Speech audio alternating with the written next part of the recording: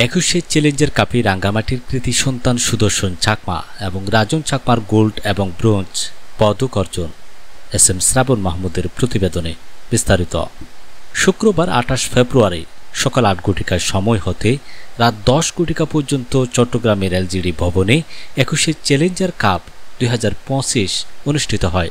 এবারের 21শে চ্যালেঞ্জার কাপে একই করে দুই ভাই সুদর্শন চাকমা ইন্ডিভিজুয়াল ফাইটে স্বর্ণপদক অর্জন করেন। রাজন চাকমা ফাইটে স্বর্ণপদক এবং তাম্রপদক অর্জন করে। রাঙ্গামাটি সদরস্থ উত্তর বিহারপুর এলাকার পিতা রিগার্ড চাকমা, মাতা মিতা চাকমার ছেলে দুজন। তারা দুজনই বর্তমানে বিকেএসপির ছাত্র। ইভেন্টে অংশগ্রহণ করেন 500 প্রতিযোগী, যেখানে ফাইটিং স্কোর করে রাঙ্গামাটির পক্ষ হয়ে সুনাম বয়ে আনেন দুই কৃতি সন্তান।